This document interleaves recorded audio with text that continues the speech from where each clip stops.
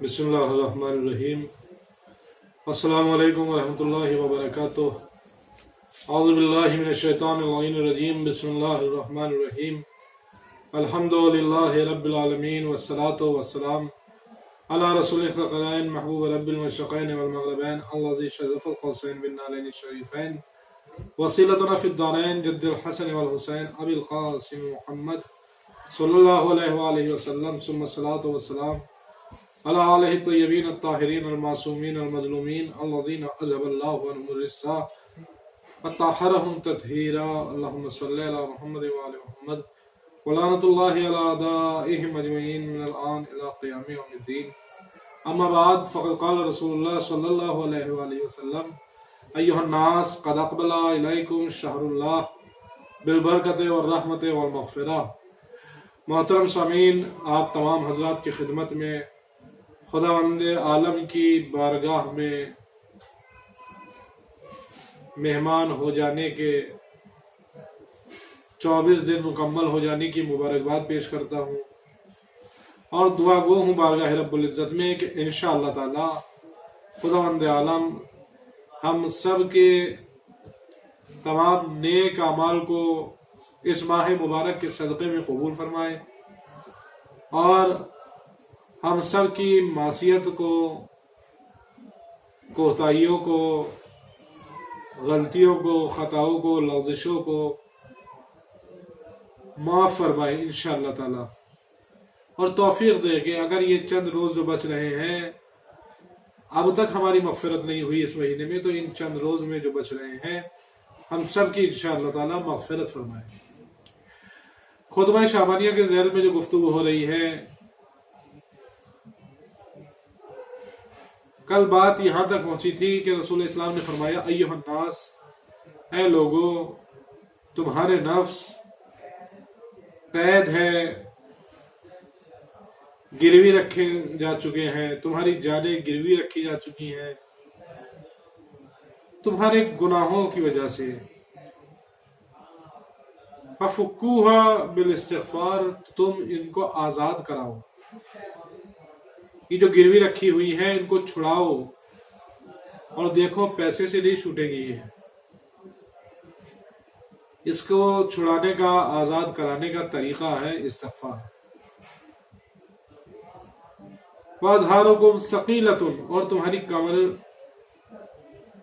اس پر بوجھ بہت زیادہ ہو چکا ہے تمہارے گناہوں کا، تو یہ بھی ایسے دور نہیں ہوگا، یہ بھی ایسے ہلکا نہیں ہوگا۔ اسے اگر ہلکا کرنا ہے تو طول سجود، طولانی کرو سجدے کو۔ اگر سجدہ طولانی کیا تو تمہارے گناہ بھی معاف ہو جائیں گے اور تمہارے اوپر جو یہ بوجھ ہے یہ بھی ہلکا ہو جائے گا۔ آج گفتگو اس عنوان پر ہے جو اس کے بعد کے جملات ہیں رسول اسلام کے۔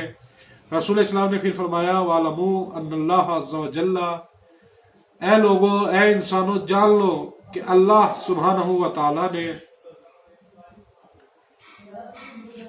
اقسم بعزتہ، اس نے قسم کھائی ہے اپنی عزت کی، اللہ نے اپنی عزت کی قسم کھائی ہے، اللہ يعذب المصلین والساجدین، کہ وہ ہرگز عذاب نہیں کرے گا مسلین پر، جو نماز پڑھتے ہیں ان پر، والساجدین، اور جو سجدہ کرتے ہیں ان پر۔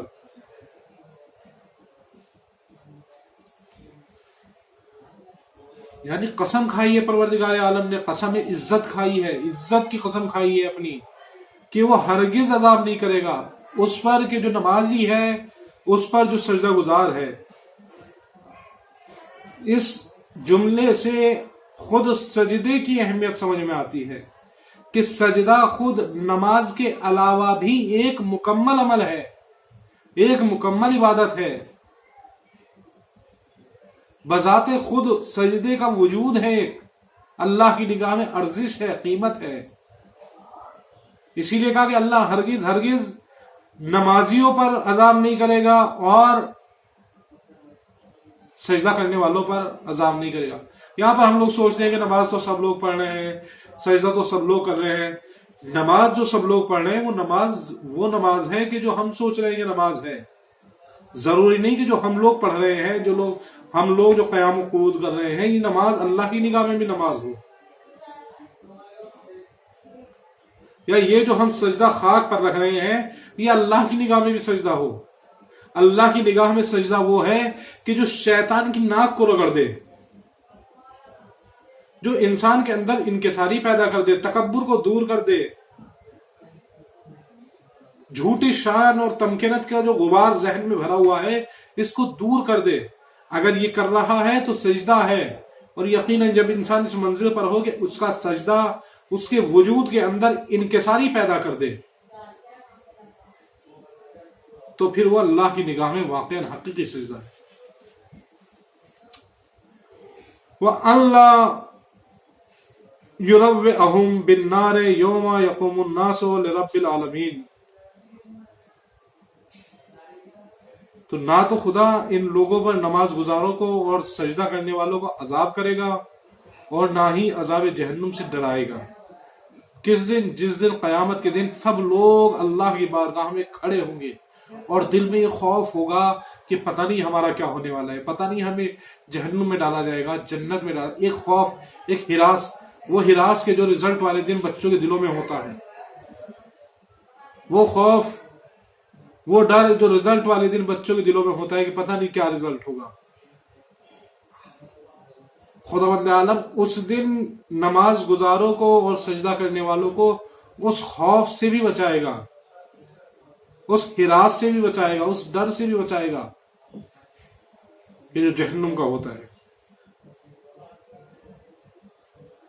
پھر فرمایا رسول اسلام نے ایھا الناس من فطر منکم صائما مؤمنا فی ھذا الشہر. اے لوگو ابھی بتایا جہنم سے بچنے کا کہ جہنم کی آگ میں نہیں ڈالے گا اللہ، عذاب نہیں کرے گا. پھر فرمایا رسول اسلام نے ایھا الناس من فطر منکم صائما مؤمنا. جو تم لوگوں میں سے، اے انسانوں، جو تم لوگوں میں سے کوئی بھی اگر کسی مومن کو جو روزے دار بھی ہو، ایسے مومن کو جو روزے دار ہو، اس کو افطار کرائے گا، کان لہ بذالک عند اللہ عتق رقبۃ. اس کی مثال اللہ کے نزدیک ایسے ہی ہے کہ جیسے اس نے خدا کی بارگاہ میں ایک انسان کو آزاد کر دیا، غلام انسان کو آزاد کر دیا. اللہ اکبر. رحمت الہی یہ ہے کہ کل انسان خود کو آزاد کرا رہا تھا، آج انسان اس منزل پر ہے اللہ کا مہمان ہو کر کہ اگر کسی روزے دار کو، مومن روزے دار کو افطار کرا دے تو گویا اللہ کی راہ میں کسی غلام کو آزاد کر دیا.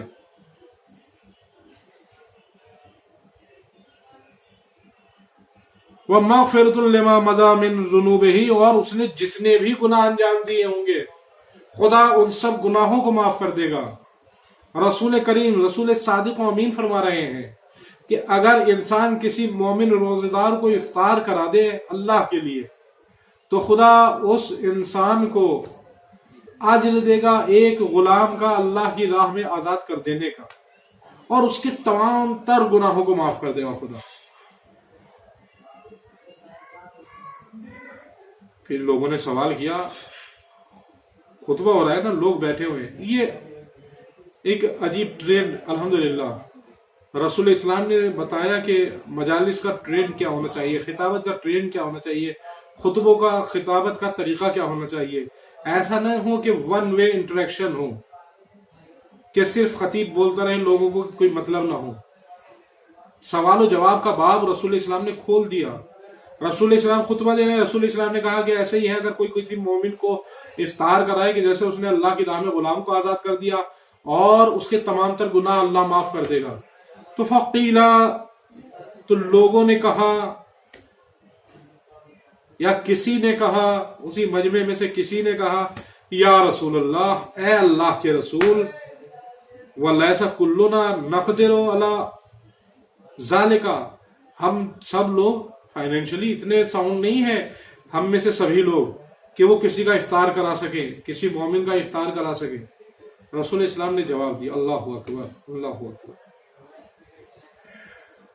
فقال رسول اللہ صلی اللہ علیہ وآلہ وسلم اتقوا النار वलो बिशिक्के तमरतिन, जहन्नुम से बचो, इत्तकु नारा, जहन्नुम से बचो, इत्तकु नारा, जहन्नुम से बचो, जहन्नुम से बचो, चाहे एक खजूर के दाने के बराबर ही बच जाओ।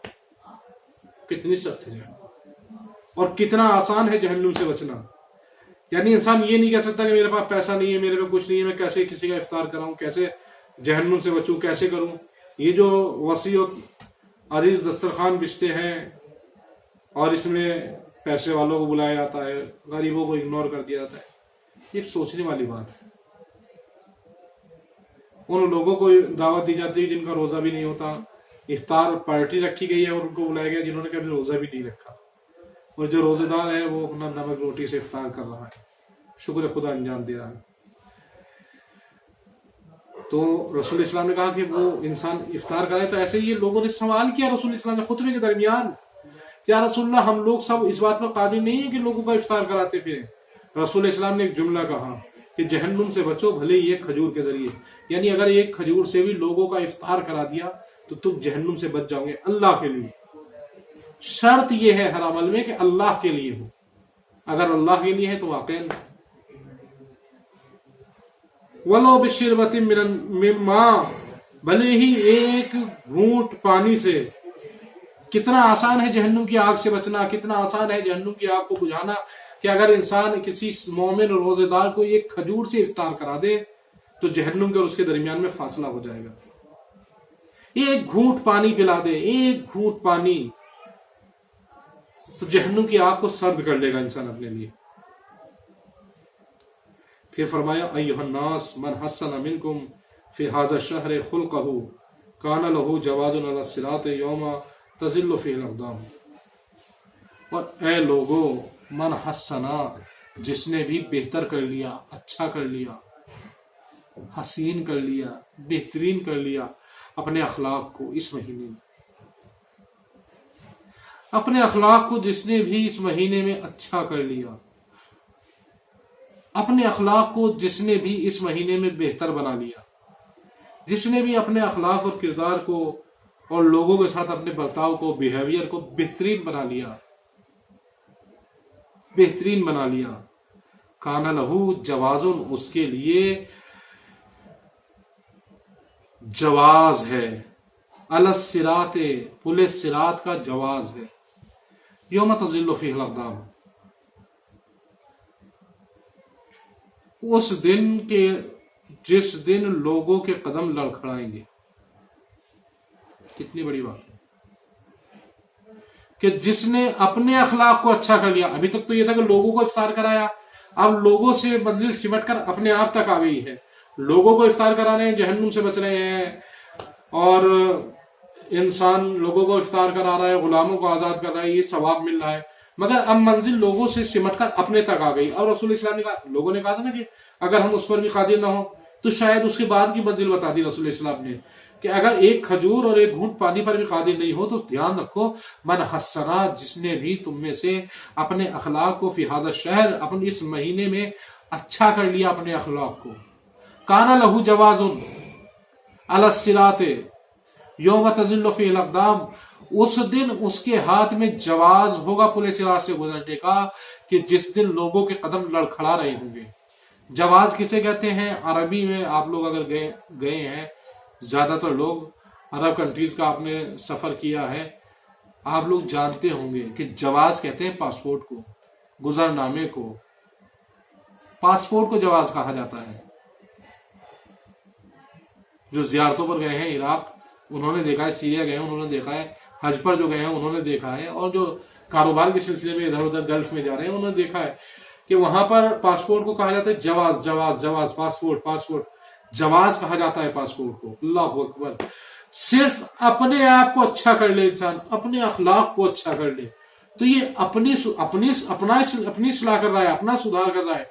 मगर ये अपना सुधार उसके लिए जहन्नुम के ऊपर से गुजरने का, पुलिस सिरात के ऊपर से गुजरने का, जहन्नुम के ऊपर पुलिस सिरात है, पुलिस सिरात के ऊपर से गुजरने का जवाज हो जाएगा, पासपोर्ट हो जाएगा, गुजरनामा हो जाएगा।